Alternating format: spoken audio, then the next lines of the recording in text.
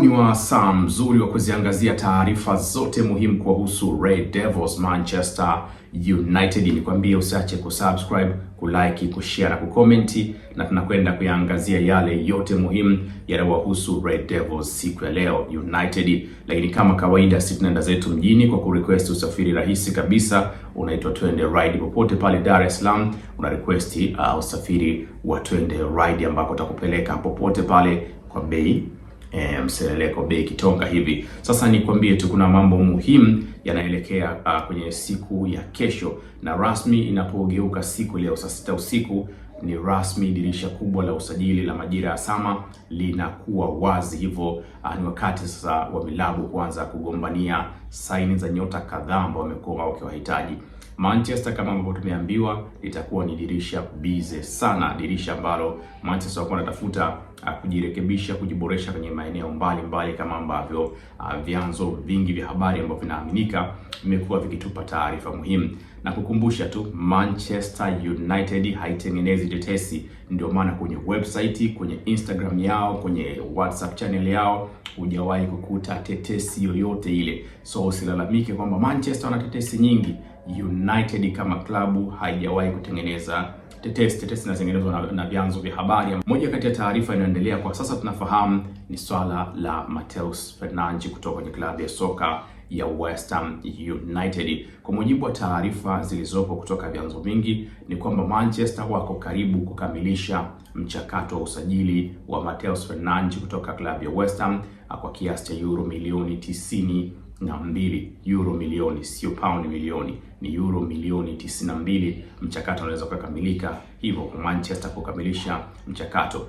Kuna taarifa nyingi zimekuwa zikionyesha kwamba kuna mazungumzo yamekuwa yakiendelea kati ya pande ya West Ham na Manchester, na bado Manchester wanashikilia msimamo wao kutaka angalau pungufu, na wakivizia kusubiri tarehe 30 ambapo West Ham wanataka kubalance vitabu vyao. Hivyo bei huenda labda ikapungua, lakini taarifa nyingine zinatuambia kwa Manchester wanakaribia kukamilisha mchakato kwa euro milioni 92. Kumbuka hapa tofauti wa euro na pound. Ingekuwa pound ingekuwa angalau ni 80 hiyo ambayo inazungumzwa, lakini euro inafika paka euro milioni 92. Lakini kwa mujibu wa mwandishi Lucas kutoka The Athletics, anasema klabu kama Real Madrid ambao walikuwa wanahusishwa na swala la kumsajili kiungo Matheus wamekwisha kufahamu kwamba mchezaji huyu amechagua kujiunga na Manchester United, hivyo wameamua kujiondoa katika plani ya kuendelea kumfuatilia. Hivyo Manchester ni kama anabakia peke yake kwenye resi ya kuweza kukamilisha uhamisho wa Matheus Fernandes kutoka West Ham United. Hili ni jambo bora na imekuwa ikielezwa kwamba huyu ni mtu muhimu ambaye huenda akawa ni mtu wa pili kusajiliwa baada ya Brazil Ederson ambaye alitoka kwenye klabu ya Atalanta. Hivyo Manchester wako karibu kabisa kuweza kukamilisha usajili huu. Kuna mshikaji wangu mmoja alikuwa anasema usajili hauwezi kila siku kwa unazungumza usajili mmoja tu. Tufuatilie hizo taarifa tu, tunaangalia vyanzo mbalimbali, tuone namna usajili sio jambo la kwenda na kutoa hela tu. Kuna mazungumzo kati ya wewe na mchezaji, mkubaliane kwanza. Kuna mazungumzo kati ya klabu na klabu, wakubaliane, ndipo mambo yaweze kumalizika. Na dirisha rasmi lilikuwa halijafunguliwa, kulikuwa kuna makubaliano ambayo watu wanafikia makubaliano ya 90%. Baadaye dirisha linapofunguliwa kwa saa 6 usiku siku ya leo litakuwa linaanza kufunguliwa kwa sababu tarehe 15 itakuwa imetimia, ndipo mambo mengi yatakuwa yanakwenda kukamilishwa. Na pia ukiangalia hili hapa, kuna taarifa ambayo imekuwa inaeleza kwamba kwa mujibu wa Corriere dello Sport kutoka nchini Italia, wanasema leo kiungo Ederson atafanya vipimo vyake vya kwanza kwenye jiji la New York kule nchini Marekani. Hivyo unaona kama mambo yanavyozidi kwenda ndivyo ambavyo watu wanaweza kukamilisha michakato mingi. So vipimo vya kwanza vya Ederson vitafanyika leo nchini Marekani kwa mujibu wa Corriere dello Sport kutoka kule nchini Italia.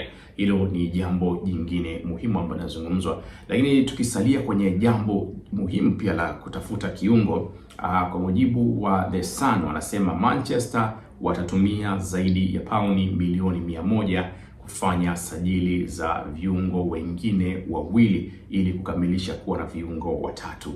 Sasa sijui inakuwaje kwa sababu tayari anaondoka Casemiro peke yake, Ugarte bado yupo, ina maana una Kobbie Mainoo. Sasa kama ni Ederson, labda Ederson tayari anakuja Matheus Fernandes, labda na Alex Scott, na watu watatu wanakuwa wanaongezeka, plus mtu wa nne ni Kobbie Mainoo. Kwa ina maana vijana kama kina Toby Collier hawatakuwa na nafasi, kina Sekou Kone ambao aliletwa kuja kukua huenda wasina nafasi. Na tulikuwa tunakumbuka kauli ya mmiliki mwenza Sir Jim Ratcliffe, alisema anakwenda kutengeneza Mbappe wao, atakwenda kutengeneza kina Mbappe wao, lakini kwa hii namna ya usajili ya kuleta labda watu wawili watatu, huenda kina Sekou Kone nafasi yao usione kwa siku za karibuni.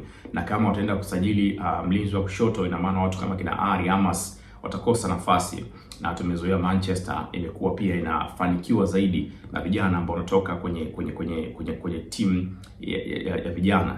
Angalia class of 92, Nick Batty, Beckham, Scholes, wote wale ni class of 92. Gary Neville, Phil Neville walifanikiwa, kina Marcus Rashford, kina Kobbie Mainoo, hawa wote ni kutoka kwenye pale chini kwenye klabu ya vijana. Barca wamekuwa wakifanikiwa hivyo sana na La Masia. So sijui zisajili ni vipi, lakini kwa mujibu wa The Sun wanasema Manchester watatumia zaidi ya paundi milioni 100 kukamilisha sajili nyingine 2 za viungo. Hapa anatajwa Matheus Fernandes ambaye ndio kipaumbele zaidi cha sasa cha United, lakini anatajwa Alex Scott kutoka FC Bournemouth ambaye tuliambiwa ni paundi milioni 80. Mwenyekiti wa klabu ya Bournemouth alisema hawataruhusu kumwachia Alex Scott kama mtu atakuja na 80. Na hapa kuna vita na Liverpool ambako meneja wa zamani wa Bournemouth Andoni Raiola amekuwa anahusishwa kwa kutaka kumpeleka Scott kwenye klabu ya soka ya Liverpool. Lakini mbali na hapo anatajwa Carlos Baleba, na The Sun wanatuambia Baleba ni mtu wa tatu katika watu hao wawili ambao wataongezeka. Kwa hiyo kuna Baleba, kuna Alex Scott pamoja na Matheus Fernandes. Hawa watatu wawili wao watasajiliwa ili kwenda kuongeza ubora kwenye kikosi cha Manchester, na itatumika zaidi ya paundi milioni 100 plus, sio 100, ni paundi milioni zaidi ya paundi milioni 100. Kwa hiyo inaweza kama 120, 130, 140 ili kuweza kukamilisha sajili za wachezaji hawa wawili. Hiyo ni jambo jingine ambalo limeendelea kwa sasa. Lakini taarifa nyingine ni kwamba United hawana tena mpango wa kumpata Sandro Tonali kutoka Newcastle United. Kwa mujibu wa Fabrizio Romano ni kwamba Manchester they are no longer kumhitaji Sandro Tonali, kwa sababu wanasema Manchester itakwenda pia pale Newcastle kuhitaji saini ya Lewy Hall. Kwa hiyo ukiwajumlisha Lewy Hall pamoja na Sandro Tonali itakuwa ni expensive sana kuweza kutumia gharama hiyo, kwa sababu itakwenda kwenye paundi usajili wako unaweza kugharimu paundi 120 mpaka paundi milioni 130, paundi milioni 120 mpaka paundi 130. Kwa hiyo unaona ni expensive sana kuweza kulipia gharama hiyo. So Fabrizio Romano anasema Tonali na Manchester ni vitu ambavyo sasa vitakuwa vinapishana kwa sababu gharama ni kubwa sana, na watakwenda kutafuta namna ya kumpata Lewy Hall. Hivyo gharama ya ukijumlisha watu wote hao wawili itakuwa ni kubwa, na kuna possibility ndogo sana Newcastle kuweza kuruhusu nyota wake wawili wote kuondoka kwa wakati mmoja. Tayari tunafahamu ameondoka Anton Gordon. Huoni pia Newcastle akiruhusu Tonali, Lewy Hall pamoja na Bruno Guimaraes kuweza kuondoka, kwa sababu Newcastle ni mmoja kati ya vilabu ambavyo safari hii inaonekana kitavunjwa sana katika eneo lake, katika wachezaji wake muhimu. Tayari Gordon ataondoka, Lewy Hall kwa namna ambavyo anahitajika na vilabu vingi, Bruno Guimaraes, Sandro Tonali pia City, United, Arsenal wamekuwa wakihusishwa, kwa gharama huenda zikawa kubwa sana kwa klabu ya soka ya Manchester.